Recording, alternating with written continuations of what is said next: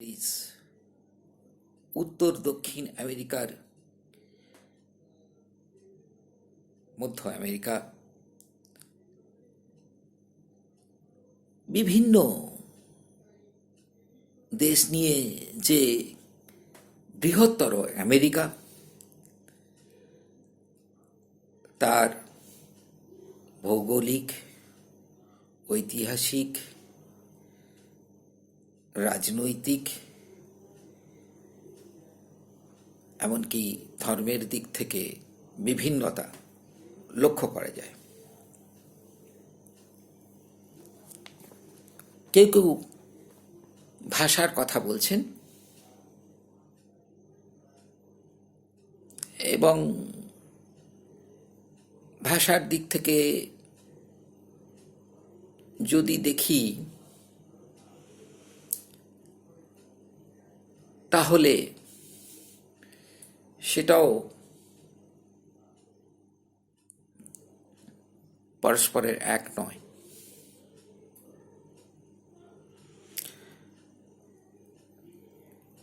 অর্থাৎ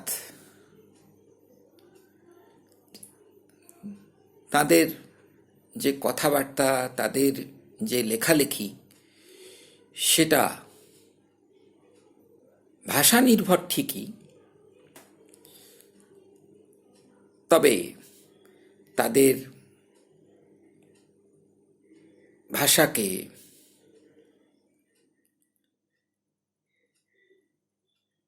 যে সবসময়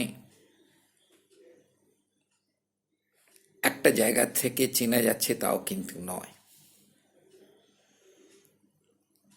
যেমন একটা উদাহরণ রাখা যেতে পারে,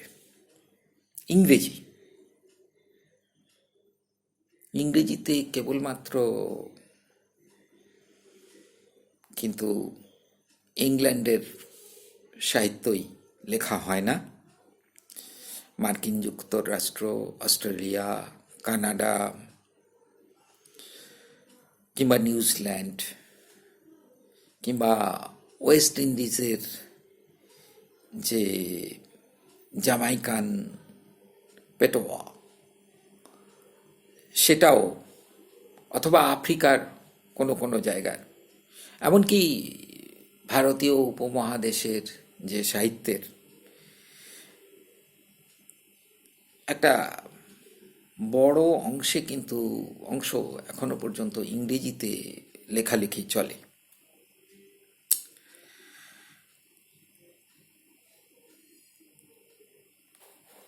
লাতিন আমেরিকার বা এই যে আমেরিকার কথা বললাম, সেই আমেরিকার বেশিরভাগ দেশের ভাষা এক নয়, এটা বলতে চাইছি। বেশিরভাগ দেশের যে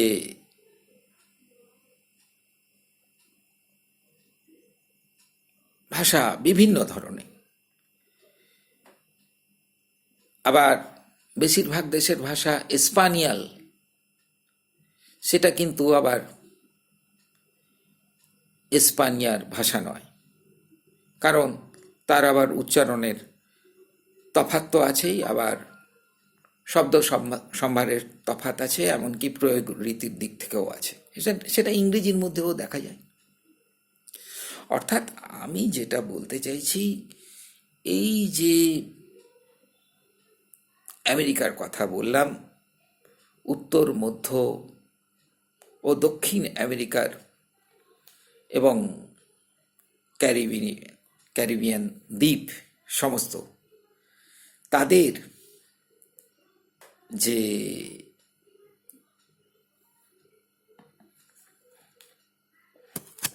ধর্ম বলো, তাদের যে ভূগোল বলো, তাদের যে ইতিহাস বলো, তাদের যে রাজনীতি বলো, সেখানে কিন্তু ঐক্য খুঁজতে গেলে আমরা পাবো না। তবু এই সমস্ত বিভিন্নতার মধ্যেও এক অভিনব ঐক্য বা একত্ব আছে, যার সূত্রে গড়ে উঠেছে স্বতন্ত্র কোনো নতুন বিশ্ব বা নিউ ওয়ার্ল্ড। এই যে নববিশ্ব চেতনা,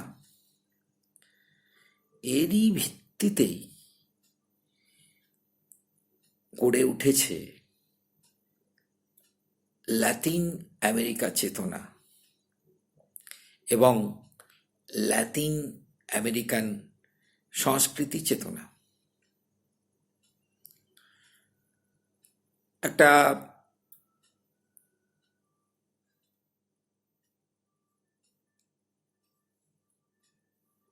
একটু বিস্তৃতভাবে বলতে গেলে বলতে হয়, এই নতুন যে বিশ্ব, তার সেই নতুন বিশ্বের যে চেতনা, নববিশ্ব, যে যাকে আমি বা আমরা বলতে চাইছি লাতিন আমেরিকা, সেই লাতিন আমেরিকার সেই যে চেতনা, তার প্রধান উপকরণ হচ্ছে আদিম স্থানিক যে অধিবাসী, অর্থাৎ তারা হচ্ছেন একেবারে ভূমিপুত্র, যাদেরকে বলা হচ্ছে, যেমন রেড ইন্ডিয়ান, আর আর হচ্ছেন আফ্রিকা থেকে উপড়ে আনা নিগ্রো, আর যে ইউরোপীয় বিজেতারা, তারা যারা শাসন করছেন, এই তিন ধরনের শ্রেণীকে আমরা দেখতে পাচ্ছি। এই তিন ধরনের মধ্যে বিশেষভাবেই দু ধরনের, যারা ভূমিপুত্র এবং যারা কালো মানুষ, তাদের যে পুরনো প্রাচীন সভ্যতা, সেই সভ্যতার স্মৃতি অভিজ্ঞতা মিশ্রিত যে অভিনব দৃষ্টিভঙ্গি, সেটাই হলো এক্ষেত্রে একটা বড় কথা।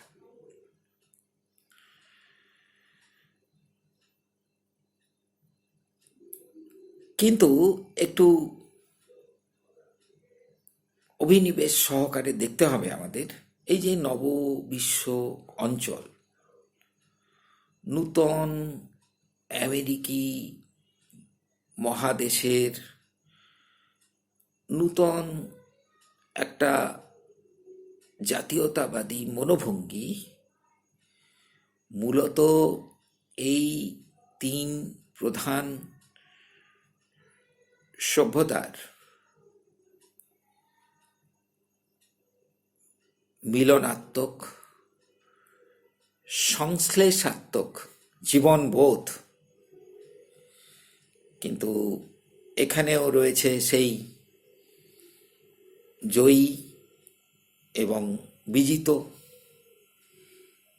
তিন সভ্যতার মিশ্রণজাত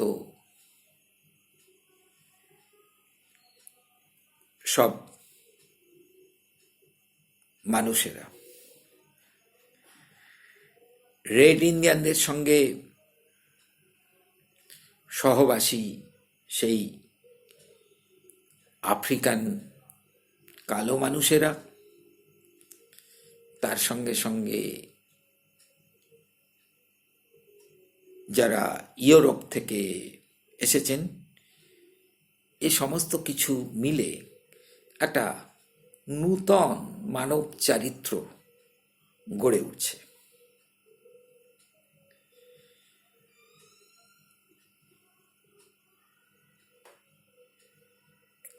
ক্যারিবিয়ানের বৃহৎ দ্বীপ কিউবা 28 অক্টোবর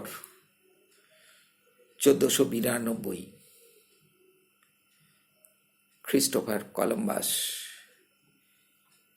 একে আবিষ্কার করলেন। এই কিউবার উর্বর ভূখণ্ডের আদিম ভূমিপুত্র হল ইন্ডিয়ান, যাদেরকে বলা হয় রেড ইন্ডিয়ান। এখানে আগমন হচ্ছে ঔপনিবেশিক স্প্যানিশদের, এবং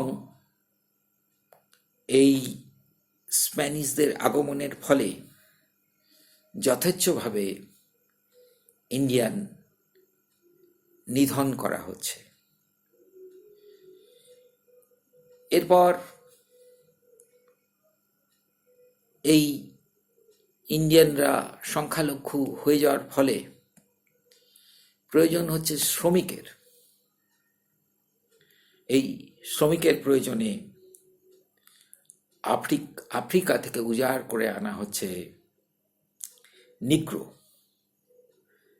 কালক্রমে, উদাহরণ হিসেবে কিউবাকে নিয়ে বলছি, কালক্রমে এই ভূখণ্ডের আদিম নূতন উর্বর দেশে যা ছিল আদিম, সেই তার থেকে নতুন যে দেশ তা তো উর্বর, সেই দেশে কি হলো না, রেড অর্থাৎ লাল ইন্ডিয়ান, সাদা অর্থাৎ শ্বেত ইউরোপিয়ান,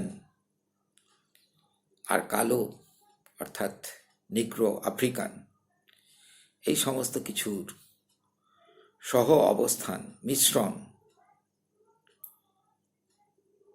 এই সমস্ত কিছু সঙ্গে সঙ্গে আর একটা জিনিস লক্ষণীয়, যে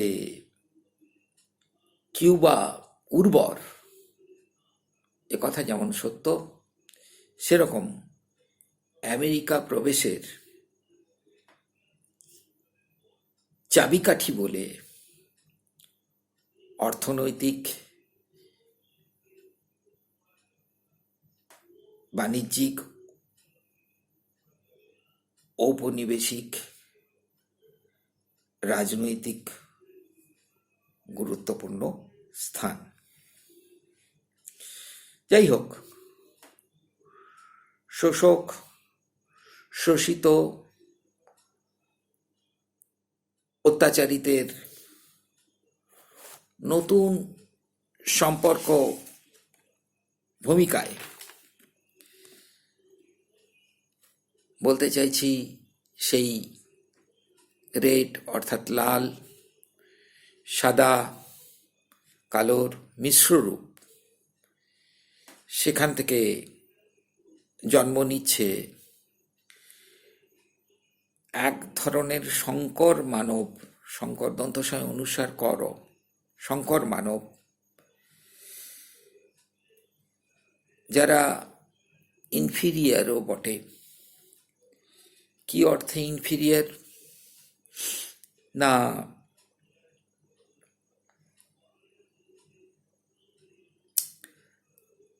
যারা রেড ইন্ডিয়ান ভূমিপুত্র তাদেরকে নির্বিচারে নিধন করা হচ্ছে।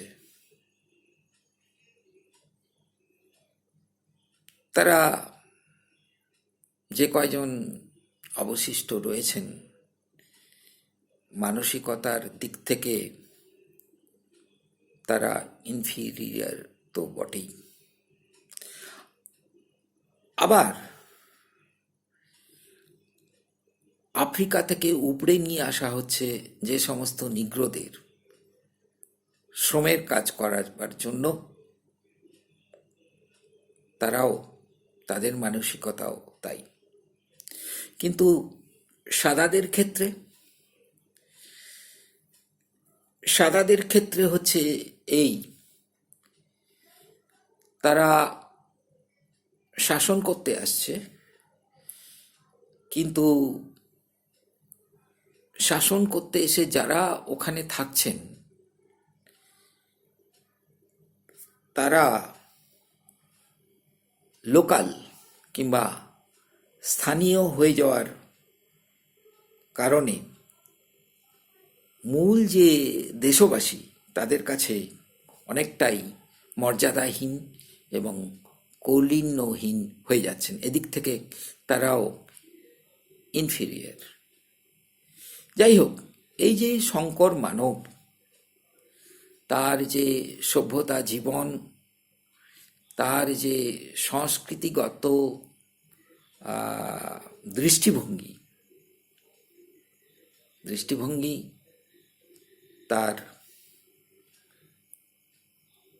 সে আগে যা ছিল, এখন বর্তমান পরিস্থিতিতে সে যেমন রয়েছে, সমস্তটা মিলে তার জীবনের যে প্রতিবন্ধকতা, সেই কারণে সে অতীতের স্মৃতিচারী। তার একদা যে সামাজিক আদিম অবস্থান, যেটা ছিল সহজ, সাবলীল, মুক্ত, স্বাধীন, তার প্রতি স্বপ্ন কাতরতা, সেই স্বপ্নে উদ্বুদ্ধ, সেই স্বপ্নর পুনর্বাস্তবায়নের বাসনায় জন্ম নিচ্ছে নববিশ্ব লাতিন আমেরিকার জীবন রুচি।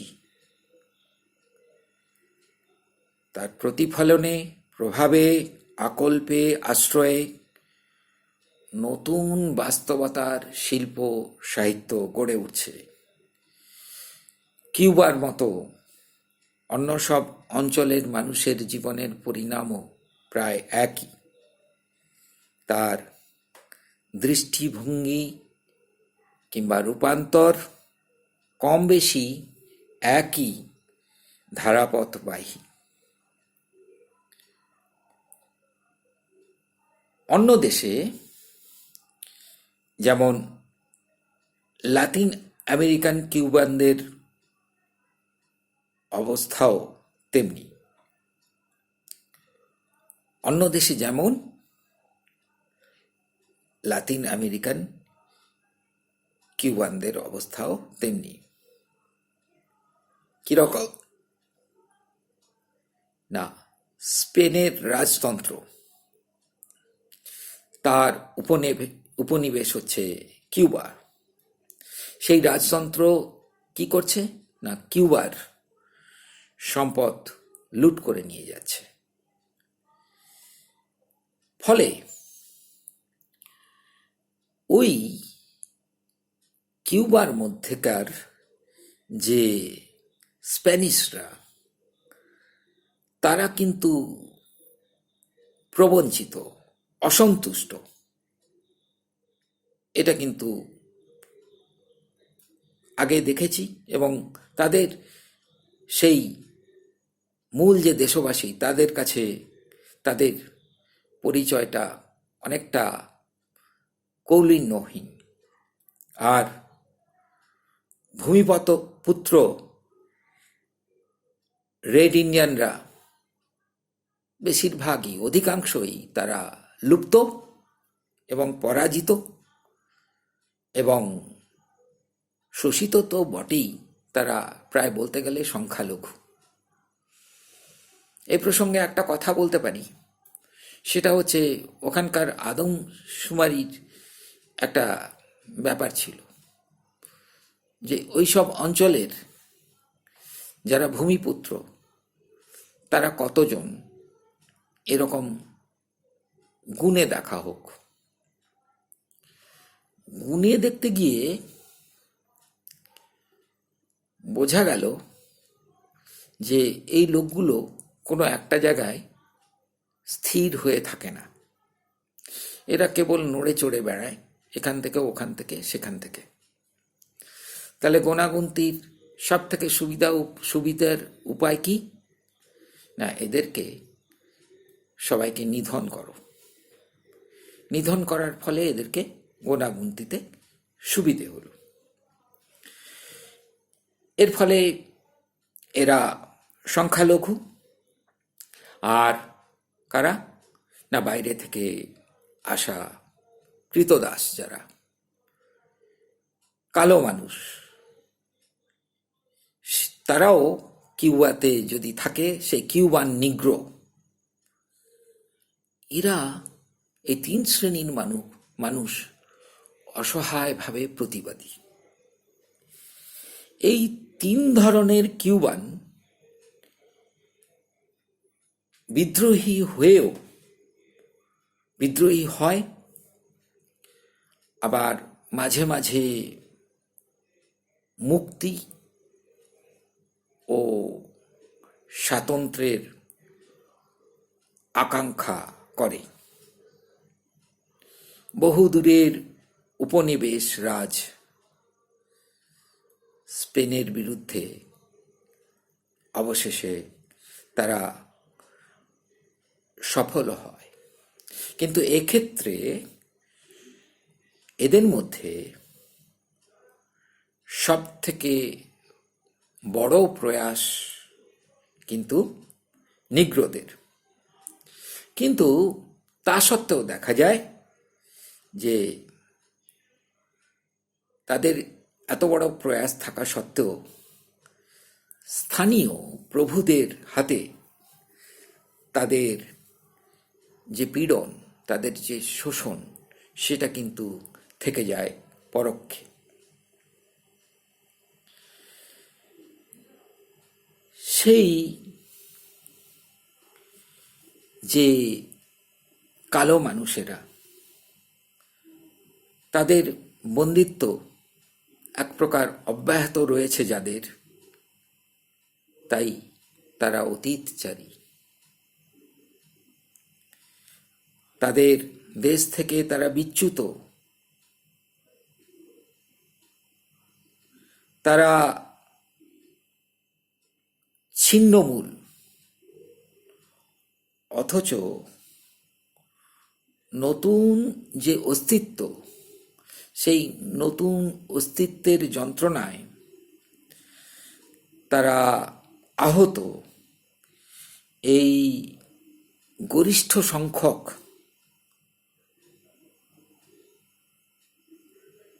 উপড়ে আসা, উৎপাটিত যাকে বলা যেতে পারে,